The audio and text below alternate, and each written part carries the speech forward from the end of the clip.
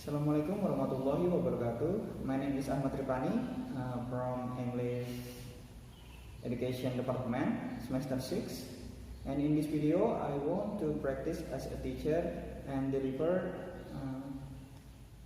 an English for 10 grade student in high school.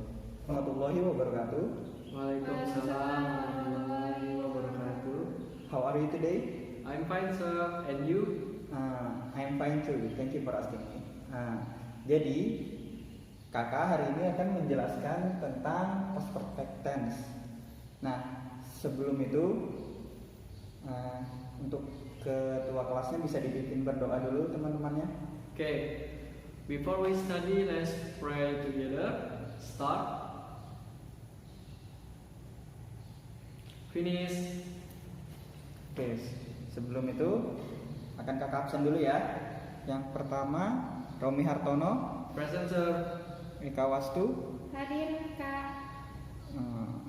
Yang lain sepertinya ada semua juga ya. Tidak ada yang tidak hadir.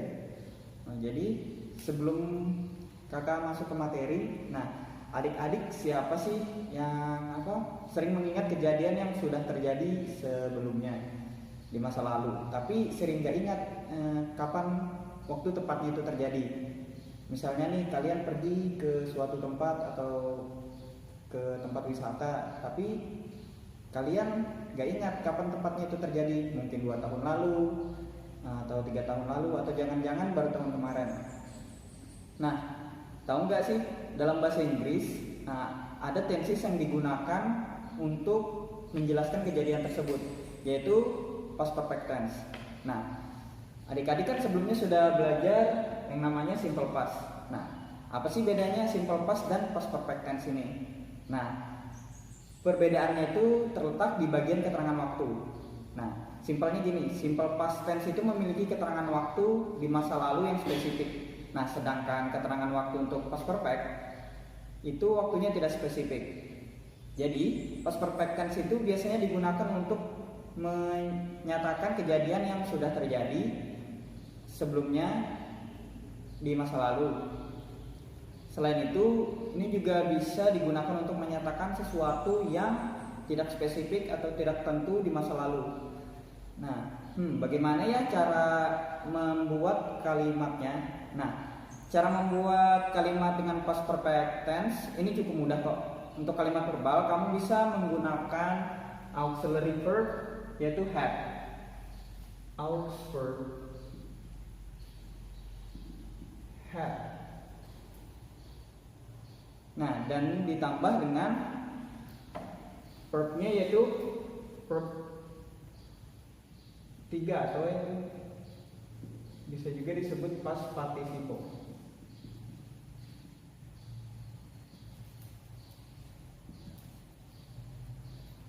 Nah, jadi mau itu subjeknya singular atau plural, aux yang digunakan tetap had. Jadi mau itu subjeknya he, she, it, ayu, dewi, dia tetap menggunakan had sebagai auxiliary verbnya. Oleh karena itu, rumus kalimat verbal past perfect tense adalah subject plus had plus verb 3. Nah, sedangkan untuk kalimat nominal kamu bisa membuat kalimatnya dengan rumus subject plus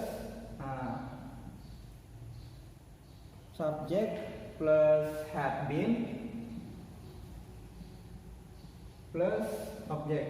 Nah, untuk kalimat nominal ini auxiliary verb yang digunakan yaitu had been.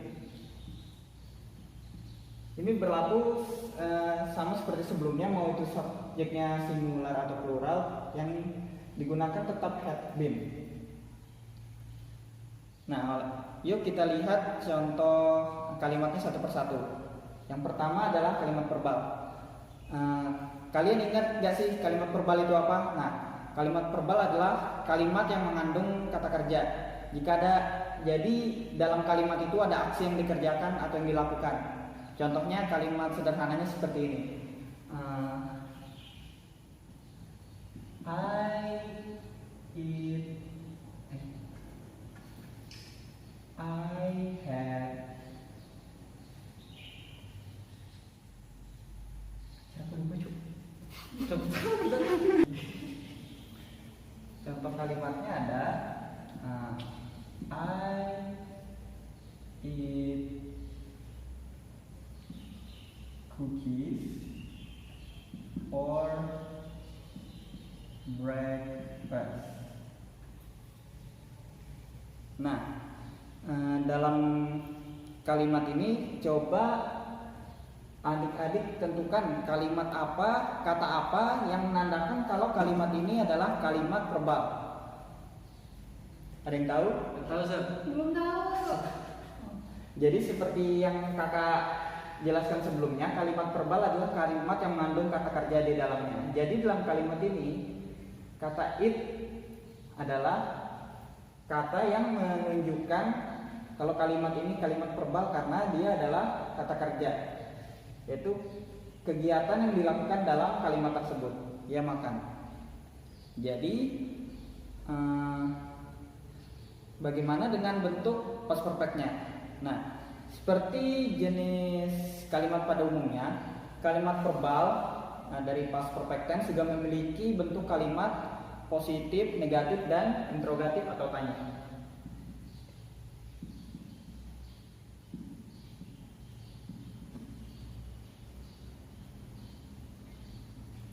Rumus kalimat verbal positif adalah seperti yang di atas, subject plus had plus verb 3.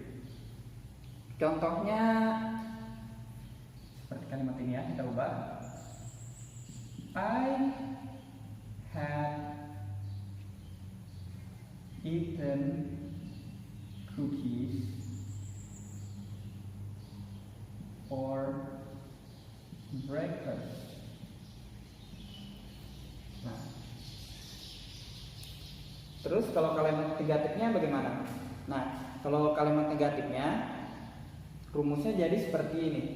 Subject plus had plus not plus verb 3. Jadi contoh kalimatnya seperti ini. I had not eaten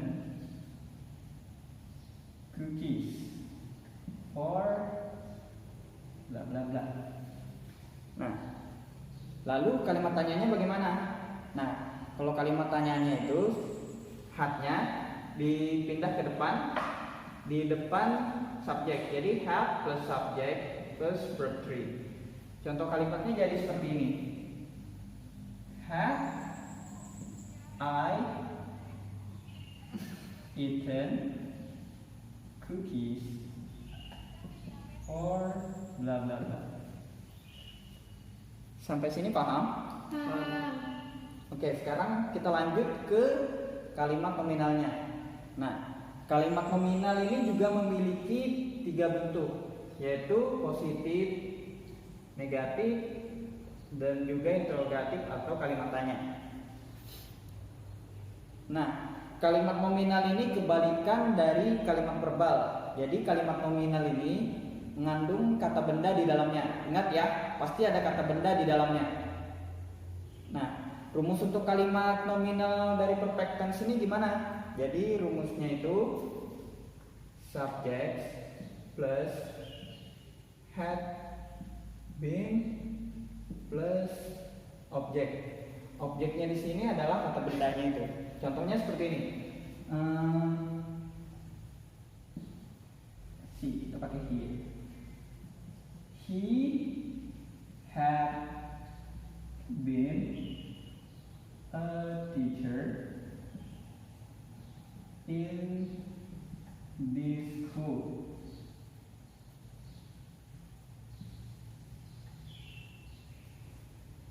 Nah, ini contoh untuk kalimat positifnya. Nah, kalau rumus negatifnya gimana? Ada yang tahu? Enggak Ustaz. Enggak tahu.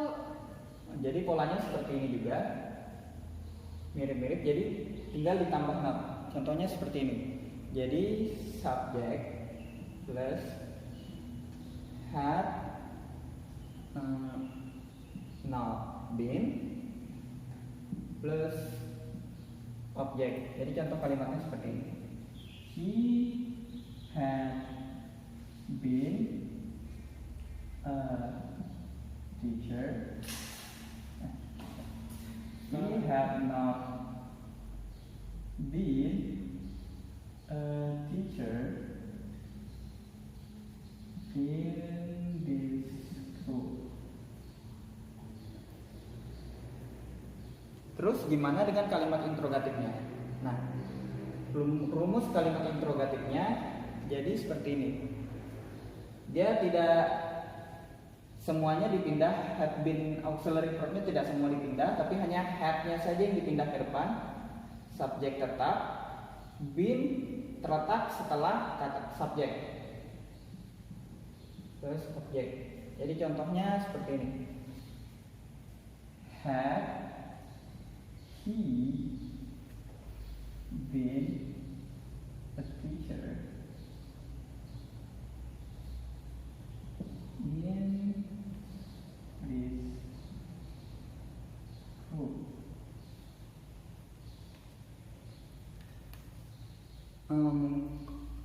Mungkin jika lebih baik lagi mungkin bisa ditambahkan komplement seperti before he moved to Bali. Terusnya. Oke, sampai sini paham? Ya, insya Allah. Pas.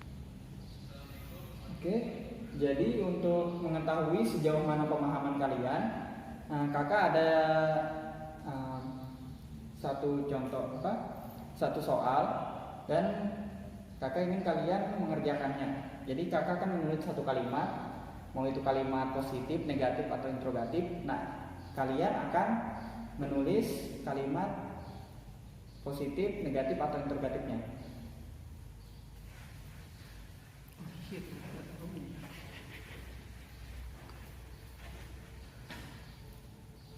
Contohnya ada Rumusnya dihapus. Kampret.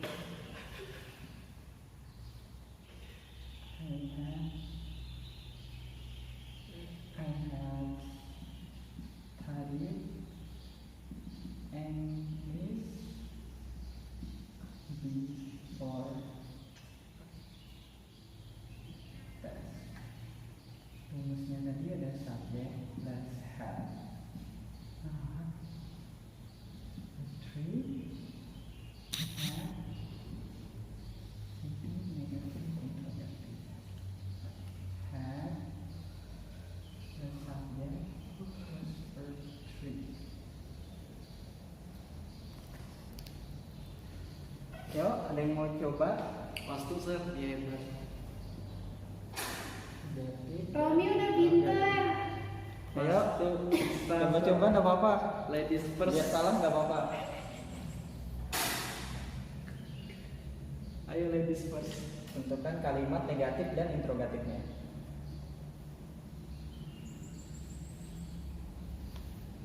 Easy.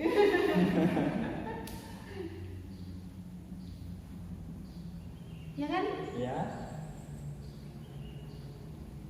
Udah cukup. Three. Boleh kak kesini kak? nggak apa-apa.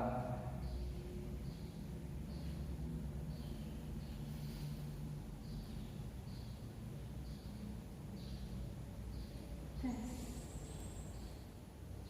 Easy kan? Ini juga Terus kan? kalimat interrogatifnya gimana?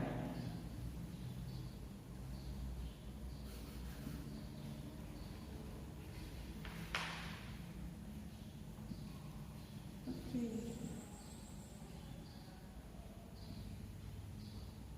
Ditulis ke bawah aja nggak apa-apa.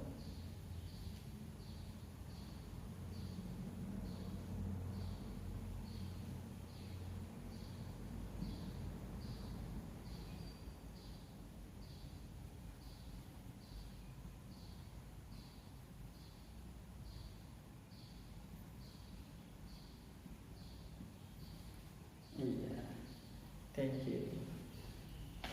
Ya, kita lihat ya jawabannya.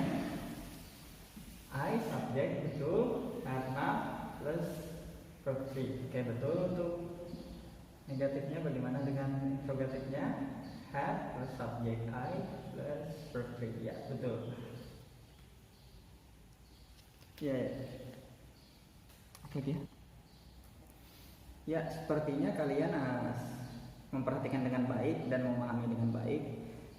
Sebelum kakak menutup pelajaran hari ini, jadi kakak akan menyimpulkan kembali apa itu past perfect tense. Jadi past perfect tense itu adalah sebuah tenses yang digunakan untuk menunjukkan atau menjelaskan suatu kejadian di masa lalu yang waktunya tidak spesifik. Dan rumusnya yaitu subject plus had dan juga participle atau kita biasa sebut verb 3. Oke, mungkin itu saja kali ini. Minggu depan kita akan belajar past perfect continuous tense. Terima kasih atas perhatiannya. Wassalamualaikum warahmatullahi wabarakatuh.